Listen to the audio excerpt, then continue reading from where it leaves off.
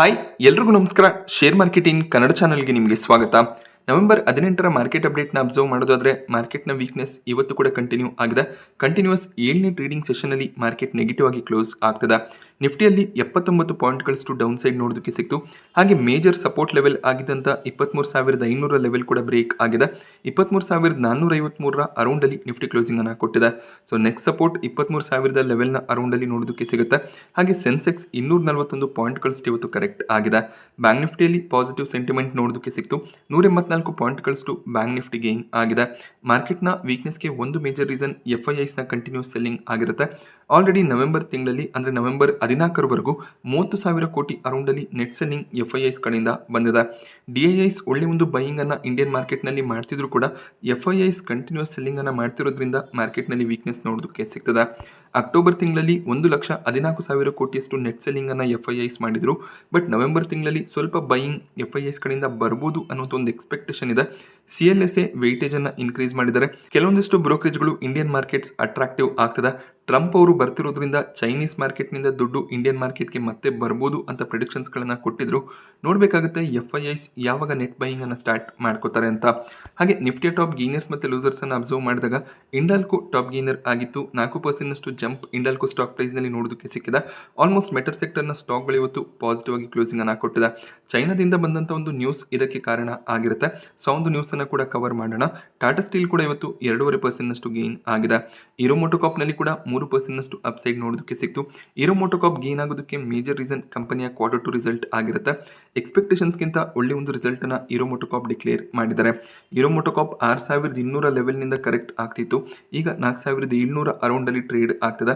So ಈ ಒಂದು ಲೆವೆಲ್ನಿಂದ stock ಮತ್ತೆ ರಿಕವರ್ ಆಗ್ಬೋದು ಅಂತ ಕೆಲವೊಂದಿಷ್ಟು ಬ್ರೋಕರೇಜ್ಗಳು ಬೈ ರೆಕಮೆಂಡೇಶನ್ ಕೊಡ್ತಾ ಇದ್ದಾರೆ. ನೋಮರ ಕಡೆಯಿಂದ 5,805ರ ಟಾರ್ಗೆಟ್ ಪ್ರೈಸ್ ನೋಡೋದಕ್ಕೆ ಸಿಗ್ತದೆ. Strong Q2 result, rural demand increase ಆಗ್ತಿರೋದು, ಹಾಗೆ ಫೆಸ್ಟಿವಲ್ ಸೀಸನ್ನಲ್ಲಿ ವೆಹಿಕಲ್ ಸೇಲ್ಸ್ ಇನ್ಕ್ರೀಸ್ ಆಗಿರೋದು ಹೀರೋ ಮೋಟೋಕಾರ್ಪ್ಗೆ ಅಡ್ವಾಂಟೇಜ್ ಆಗುತ್ತೆ ಅಂತ ನೋಮುರ ಟಾರ್ಗೆಟ್ ಅನ್ನು ಇನ್ಕ್ರೀಸ್ ಮಾಡಿದ್ದಾರೆ. ನೋಮಾ ಕಡೆಯಿಂದ 6,200 ಟಾರ್ಗೆಟ್ ಪ್ರೈಸ್ ನೋಡೋದಕ್ಕೆ ಸಿಗ್ತದೆ. ಒಂದು ಸ್ಟ್ರಾಂಗ್ ಪರ್ಫಾರ್ಮೆನ್ಸ್ ಹೀರೋ ಮೋಟೋಕಾರ್ಪ್ನ ಕಡೆಯಿಂದ ಬಂದಿದೆ ಅಂತ ಅವರು ಹೇಳಿದ್ದಾರೆ. ಜೆಫ್ರೀಸ್ನ ಕಡೆಯಿಂದ ಕೂಡ ಬೈ ರೆಕಮೆಂಡೇಶನ್ ಬಂದಿದೆ. ಬಟ್ ಕಾಶಿಯಸ್ ಆಗಿ ಈ ಒಂದು ಸ್ಟಾಕ್ ಅನ್ನು ಬೈ ಮಾಡಬೇಕು ಅಂತ ಜೆಫ್ರೀಸ್ 5,500 ಟಾರ್ಗೆಟ್ ಪ್ರೈಸ್ ಅನ್ನು ಕೊಟ್ಟಿದ್ದಾರೆ. ಮೇಜರ್ ಆಗಿ EV ಬಿಸ್ನೆಸ್ ತುಂಬಾನೇ ಸ್ಟ್ರಾಂಗ್ ಆಗಿದೆ ಅಂತ ಜೆಫ್ರೀಸ್ ತಮ್ಮ ಸ್ಟೇಟ್ಮೆಂಟ್ ಅನ್ನು ಕೊಟ್ಟಿದ್ದಾರೆ. 3 ಬ್ರೋಕರೇಜ್ಗಳ ಕಡೆಯಿಂದ ಈಗೇನು ಹೀರೋ ಮೋಟೋಕಾರ್ಪ್ ಟ್ರೇಡ್ ಆಗ್ತದೆ ಆ ಪ್ರೈಸ್ಗಿಂತ ಹೈಯರ್ ಟಾರ್ಗೆಟ್ಸ್ ನೋಡೋದಕ್ಕೆ ಸಿಗ್ತದೆ. ಸೊ ಕೆಲವೊಂದಿಷ್ಟು ಲಾರ್ಜ್ ಕ್ಯಾಪ್ ಸ್ಟಾಕ್ಗಳ ಬಗ್ಗೆ ರೀಸೆಂಟ್ ಆಗಿ ವಿಡಿಯೋನ ಮಾಡಿದ್ದೆ. ಆ ವಿಡಿಯೋನಲ್ಲಿ ಹೀರೋ ಮೋಟೋಕಾರ್ಪ್ನ ಬಗ್ಗೆ ಕೂಡ ನಾನು ಡಿಸ್ಕಸ್ ಮಾಡಿದ್ದೆ. ಸೊ ಹೀರೋ ಮೋಟೋಕಾರ್ಪ್ ಲಾಂಗ್ ಟರ್ಮ್ನಲ್ಲಿ ಒಳ್ಳೆ ಒಂದು ರಿಟರ್ನ್ಸ್ ಅನ್ನು ಜನರೇಟ್ ಮಾಡಿ ಕೊಡ್ಬೋದು. ಈಗ ಸ್ಟಾಕ್ ತುಂಬಾನೇ ಕರೆಕ್ಟ್ ಆಗಿರೋದ್ರಿಂದ ಖಂಡಿತವಾಗ್ಲೂ ಒಂದು ಬೈಯಿಂಗ್ ಆಪರ್ಚುನಿಟಿ ಆಗುತ್ತೆ. ಹಾಗೆ M&Mನಲ್ಲಿ ಕೂಡ 1.5% ಗೇನ್ ನೋಡೋದಕ್ಕೆ ಸಿಕ್ಕಿದೆ. ಆಟೋ ಸೇಲ್ಸ್ ಪಾಸಿಟಿವ್ ಆಗಿರೋದು M&Mಗೂ ಕೂಡ ಒಳ್ಳೆ ಒಂದು ಪಾಸಿಟಿವ್ ನ್ಯೂಸ್ ಆಗಿದೆ.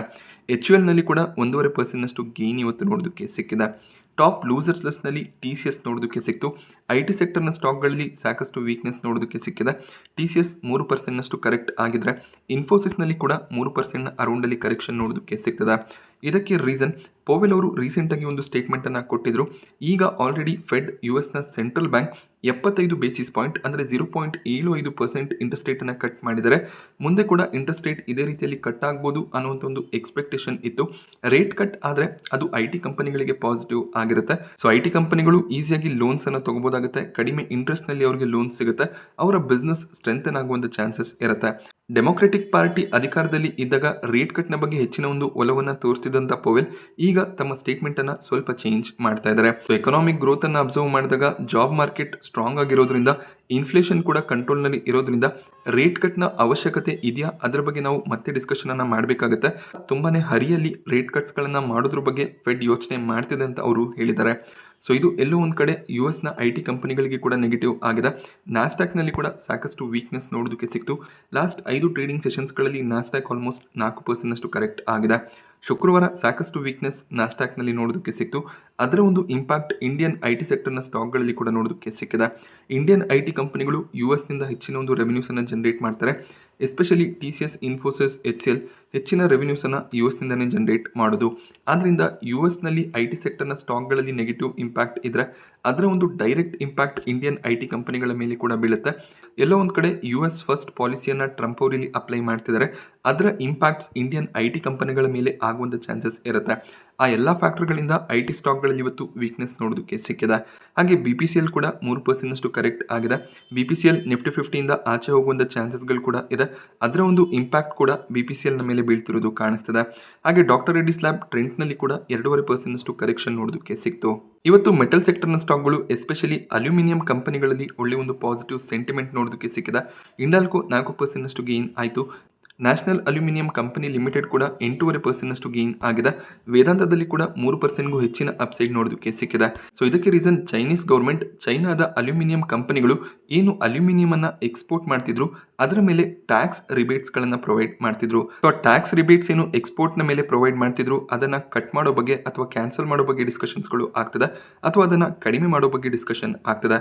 ಆಗೇನಾಗುತ್ತೆ ಅಂದರೆ ಚೈನಾದ ಅಲ್ಯೂಮಿನಿಯಂ ಕಂಪನಿಗಳು ತಮ್ಮ ಪ್ರಾಡಕ್ಟ್ಸ್ಗಳನ್ನು ಚೈನಾದಲ್ಲೇ ಸೆಲ್ ಮಾಡ್ತಾರೆ.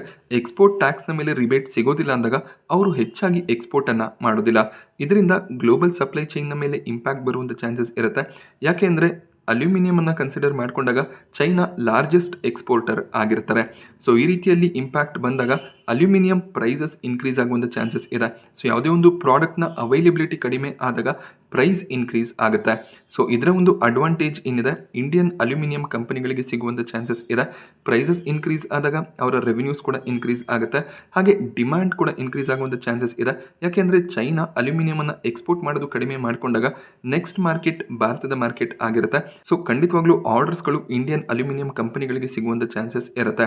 ಸೊ ಓವರಾಲ್ ಇದು ಅಲ್ಯೂಮಿನಿಯಂ ಸೆಕ್ಟರ್ನ ಕಂಪನಿಗಳಿಗೆ ಪಾಸಿಟಿವ್ ಆಗುತ್ತೆ ಅನ್ನುವಂಥ ಒಂದು ರೀಸನ್ ಇಂದ ಸ್ಟಾಕ್ಗಳಲ್ಲಿ ಗೇನ್ ನೋಡೋದಕ್ಕೆ ಸಿಕ್ಕಿದೆ. ಇದೊಂದು ಟೆಂಪ್ರರಿ ಮೊಮೆಂಟಮ್ ಕೂಡ ಆಗಿರ್ಬೋದು.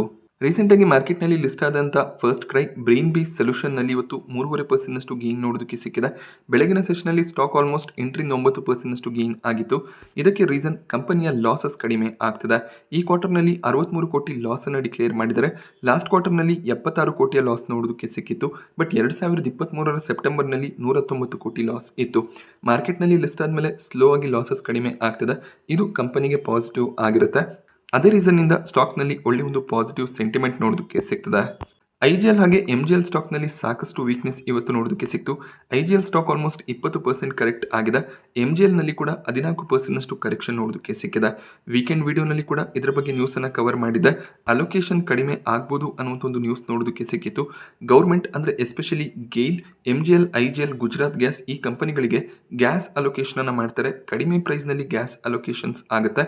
ಈಗ ಆ ಒಂದು ಗ್ಯಾಸ್ ಅಲೋಕೇಶನನ್ನು ಮತ್ತೆ 20% ಕಟ್ ಮಾಡಿದ್ದಾರೆ. ಇದರಿಂದ ಏನಾಗುತ್ತೆ ಅಂದರೆ MGL ಮತ್ತು IGL ಸೊ ಗ್ಯಾಸ್ ಡಿಸ್ಟ್ರಿಬ್ಯೂಷನ್ ಅನ್ನೇನು ಮನೆಗಳಿಗೆ ಮಾಡ್ತಾರೆ ಅವರು ಬೇರೆ ಕಡೆಯಿಂದ ನ್ಯಾಚುರಲ್ ಗ್ಯಾಸನ್ನು ಪರ್ಚೇಸ್ ಮಾಡಬೇಕಾಗತ್ತೆ.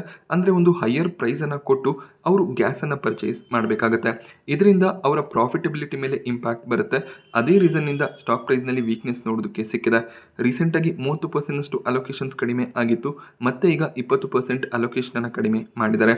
ಇದು ಈ ಕಂಪನಿಗಳ ಮೇಲೆ ಹೆಚ್ಚಿನ ಒಂದು ಇಂಪ್ಯಾಕ್ಟನ್ನು ತರುತ್ತೆ ಅಂತ ಬ್ರೋಕರೇಜ್ಗಳು ಕೂಡ ಟಾರ್ಗೆಟನ್ನು ಕಟ್ ಮಾಡ್ತಾ ಇದ್ದಾರೆ. ನೋವಾಮಾ ಇನ್ಸ್ಟಿಟ್ಯೂಷನಲ್ ಈಕ್ವಿಟೀಸ್ ಎಬಿಟಾ ಮೇಲೆ ಸಾಕಷ್ಟು ಹಿಟ್ ಬರುತ್ತೆ. 43-63% ಎಬಿಟಾ ಫಾಲ್ ಆಗ್ಬೋದು ಅಂತ ಪ್ರಿಡಿಕ್ಟ್ ಮಾಡ್ತಿದ್ದಾರೆ. ಹಾಗೆ MGL ಮತ್ತು IGLನಲ್ಲಿ ಅವರು ಸೆಲ್ ಕಾಲನ್ನು ಕೊಡ್ತಾ ಇದ್ದಾರೆ. ಕೇವಲ ಗುಜರಾತ್ ಗ್ಯಾಸ್ನಲ್ಲಿ ಮಾತ್ರ ಅವರು ಹೋಲ್ಡ್ ಕಾಲನ್ನು ಕೊಟ್ಟಿದ್ದಾರೆ. IGL ಮತ್ತು MGL ಎರಡೂ ಕೂಡ ಫಂಡಮೆಂಟಲಿ ಸ್ಟ್ರಾಂಗ್ ಇರುವಂಥ ಕಂಪನೀಸ್ ಆಗಿರುತ್ತೆ. ಬಟ್ ಇಲ್ಲಿ ಎಕ್ಸ್ಟರ್ನಲ್ ಫ್ಯಾಕ್ಟರ್ಸ್ಗಳಿಂದ ಸ್ಟಾಕ್ ಪ್ರೈಸ್ನಲ್ಲಿ ವೀಕ್ನೆಸ್ ನೋಡೋದಕ್ಕೆ ಸಿಗ್ತದೆ. ಸೊ ಈ ಒಂದು ಸ್ಟಾಕನ್ನು ಸ್ವಲ್ಪ ಸಮಯ ಹೋಲ್ಡ್ ಮಾಡ್ಕೋಬೋದಾಗುತ್ತೆ. ಅದಾದಮೇಲೆ ರಿಕವರ್ ಆಗ್ತಾ ಹೋದಾಗ ಅಲ್ಲಿ ಸ್ವಲ್ಪ ಪ್ರಾಫಿಟ್ಸನ್ನು ಬೇಕಾದರೆ ತೊಗೋಬೋದು. ಅಥವಾ ನೀವು ತುಂಬಾ ಲಾಸ್ನಲ್ಲಿ ಇದ್ದರೆ ಸ್ವಲ್ಪ ಶೇರ್ಸ್ಗಳನ್ನು ಸೆಲ್ ಮಾಡೋ ಬಗ್ಗೆ ಯೋಚನೆ ಮಾಡ್ಬೋದು.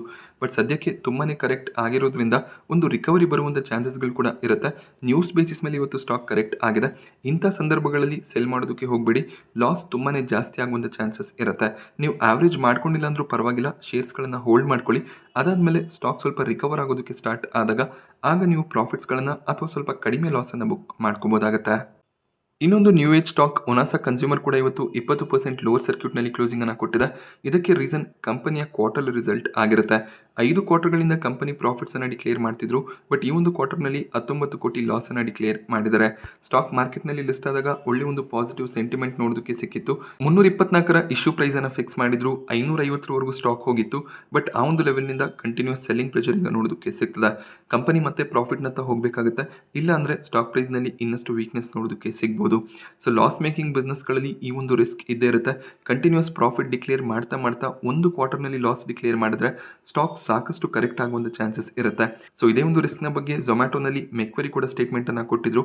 ಝೊಮ್ಯಾಟೋ ಏನಾದರೂ ಒಂದು ಕ್ವಾರ್ಟರ್ನಲ್ಲಿ ಸ್ಲಿಪೇಜನ್ನು ತೋರಿಸಿದ್ರೆ ಝೊಮ್ಯಾಟೋ ಸ್ಟಾಕ್ ಪ್ರೈಸ್ನಲ್ಲಿ ಸಾಕಷ್ಟು ವೀಕ್ನೆಸ್ ಬರ್ಬೋದು ಅಂತ. ಡಿಫೆನ್ಸ್ ಸೆಕ್ಟರ್ನ ಕಂಪನಿ ಭಾರತ್ ಡೈನಾಮಿಕ್ಸ್ನಲ್ಲಿ ಕೂಡ 5% ಕರೆಕ್ಷನ್ ನೋಡೋದಕ್ಕೆ ಸಿಕ್ಕಿದೆ. ಇದಕ್ಕೂ ರೀಸನ್ ಕ್ವಾರ್ಟರ್ ಟು ರಿಸಲ್ಟ್ ಆಗಿರುತ್ತೆ. ಲಾಸ್ಟ್ ಇಯರ್ಗೆ ಕಂಪೇರ್ ಮಾಡಿದಾಗ ಪ್ರಾಫಿಟ್ಸ್ 17% ಫಾಲ್ ಆಗಿದೆ. But quarter on quarter comparison ಮಾಡಿದಾಗ ಪ್ರಾಫಿಟ್ ಸ್ವಲ್ಪ ಇನ್ಕ್ರೀಸ್ ಆಗಿದೆ.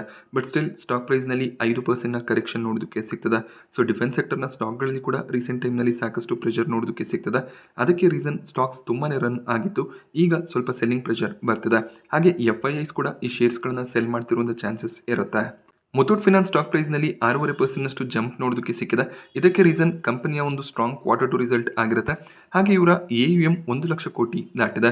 ಗೋಲ್ಡ್ ಲೋನ್ಸ್ನಲ್ಲಿ ಒಳ್ಳೆ ಒಂದು ಸರ್ಜ್ ಇರೋದ್ರಿಂದ ಒಳ್ಳೆ ಒಂದು AUM ಗ್ರೋತ್ ಅನ್ನು ಮುಥೂಟ್ ಫಿನಾನ್ಸ್ ಡಿಕ್ಲೇರ್ ಮಾಡಿದ್ದಾರೆ. AUM year on year 31% increase ಆಗಿದೆ. ಗೋಲ್ಡ್ ಪ್ರೈಸಸ್ ಕೂಡ ಹೆಚ್ಚಾಗಿ ಇರೋದ್ರಿಂದ ಸಾಕಷ್ಟು ಗೋಲ್ಡ್ ಲೋನ್ಸ್ಗಳನ್ನು ಡಿಸ್ಟ್ರಿಬ್ಯೂಟ್ ಮಾಡ್ತಿದ್ದಾರೆ. ಓವರ್ ಆಲ್ ಇದು ಮುಥೂಟ್ ಫಿನಾನ್ಸ್ ಮನಪ್ಪುರಂ ಫಿನಾನ್ಸ್ಗೆ ಪಾಸಿಟಿವ್ ನ್ಯೂಸ್ ಆಗಿದೆ. ಅದೇ ರೀಸನ್ನಿಂದ ಸ್ಟಾಕ್ನಲ್ಲಿ 7% ಜಂಪ್ ನೋಡೋದಕ್ಕೆ ಸಿಗ್ತದೆ. ಮುಥೂಟ್ ಫಿನಾನ್ಸ್ ಮನಪ್ಪುರಂ ಫಿನಾನ್ಸ್ ಸಾಕಷ್ಟು ಕರೆಕ್ಟ್ ಆಗಿತ್ತು. ಬಟ್ ಈಗ ಒಂದು ಸ್ಟ್ರಾಂಗ್ ರಿಕವರಿ ನೋಡೋದಕ್ಕೆ ಸಿಗ್ತದೆ. ಸೊ ಫಂಡಮೆಂಟಲಿ ಸ್ಟ್ರಾಂಗ್ ಇರುವಂಥ ಕಂಪನಿಗಳಲ್ಲಿ ಯಾವಾಗಾದರೂ ಈ ರೀತಿಯ ಬೌನ್ಸ್ ಬ್ಯಾಕ್ಸ್ ಬರ್ಬೋದು. ಬಟ್ ಯಾವುದಾದ್ರೂ ನೆಗೆಟಿವ್ ನ್ಯೂಸ್ ಇದ್ದಾಗ ಸ್ಟಾಕ್ ಕರೆಕ್ಟ್ ಆಗುವಂಥ ಚಾನ್ಸಸ್ಗಳು ಕೂಡ ಇರುತ್ತೆ.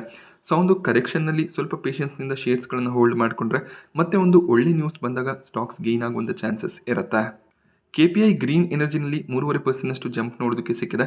ಇದಕ್ಕೆ ರೀಸನ್ ಕಂಪನಿ ಬೋನಸ್ ಅನ್ನು ಅನೌನ್ಸ್ ಮಾಡ್ತೀವಿ ಅಂತ ಹೇಳಿದ್ರು. ಸೊ ನಿಮ್ಮ ಹತ್ರ KPI ಗ್ರೀನ್ ಎನರ್ಜಿಯ 2 ಶೇರ್ಸ್ ಇದ್ರೆ ಒಂದು ಶೇರ್ ನಿಮಗೆ ಬೋನಸ್ ಆಗಿ ಕ್ರೆಡಿಟ್ ಆಗುತ್ತೆ. ರೆಕಾರ್ಡ್ ಡೇಟ್ ಅನ್ನು ಕಂಪನಿ ಇನ್ನೂ ಫಿಕ್ಸ್ ಮಾಡಿಲ್ಲ. ಮುಂದಿನ ದಿನಗಳಲ್ಲಿ ರೆಕಾರ್ಡ್ ಡೇಟ್ನ ಬಗ್ಗೆ ಮಾಹಿತಿಯನ್ನು ಕೊಡ್ತಾರೆ. IPOಗಳ ವಿಚಾರಕ್ಕೆ ಬಂದಾಗ ಬ್ಲ್ಯಾಕ್ ಬಕ್ ಜಿಂಕಾ ಲಾಜಿಸ್ಟಿಕ್ಸ್ನ ಕೊನೆ ದಿನದ ಸಬ್ಸ್ಕ್ರಿಪ್ಷನ್ ಎಂಡ್ ಆಗಿದೆ. ಅಷ್ಟೊಳ್ಳೆ ಸಬ್ಸ್ಕ್ರಿಪ್ಷನ್ಸ್ ನೋಡೋದಕ್ಕೆ ಸಿಗಲಿಲ್ಲ. ರಿಟೇಲ್ ಕ್ಯಾಟಗರಿಯಲ್ಲಿ 10% ಆಫರನ್ನು ಮಾತ್ರ ಮಾಡಿದರು. ಬಟ್ ಸ್ಟಿಲ್ 1.7 ಟೈಮ್ನಷ್ಟು ಮಾತ್ರ ರಿಟೇಲ್ ಕ್ಯಾಟಗರಿ ಸಬ್ಸ್ಕ್ರೈಬ್ ಆಗಿದೆ. QIB ಕ್ಯಾಟಗರಿಯಲ್ಲಿ 2.7 ಟೈಮ್ನ ಸಬ್ಸ್ಕ್ರಿಪ್ಷನ್ ಬಂದಿದೆ. NII ಕ್ಯಾಟಗರಿ ಕಂಪ್ಲೀಟ್ ಆಗಿ ಸಬ್ಸ್ಕ್ರೈಬ್ ಆಗಿಲ್ಲ.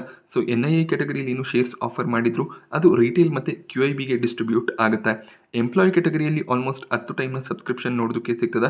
ಟೋಟಲ್ ಆಗಿ ಇಶ್ಯೂ 1.87 ಟೈಮ್ ಸಬ್ಸ್ಕ್ರೈಬ್ ಆಗಿದೆ. ಯಾವುದೇ ರೀತಿಯ ಪ್ರೀಮಿಯಂ ಕಾಣಿಸ್ತಿಲ್ಲ. ಸ್ವಿಗ್ಗಿ ಮತ್ತು ನೀವಾಬುಪ್ಪದಲ್ಲಿ ಕೂಡ ಪ್ರೀಮಿಯಮ್ಸ್ ಇರಲಿಲ್ಲ. ಬಟ್ ಒಳ್ಳೆ ಒಂದು ಲಿಸ್ಟಿಂಗ್ ನೋಡೋದಕ್ಕೆ ಸಿಕ್ಕಿತ್ತು. ಅದೇ ರೀತಿಯ ಒಂದು ಲಿಸ್ಟಿಂಗ್ ಜಿಂಕಾದಲ್ಲಿ ಬರುತ್ತಾ ಅದನ್ನು ನಾವು ಅಬ್ಸರ್ವ್ ಮಾಡಬೇಕಾಗತ್ತೆ.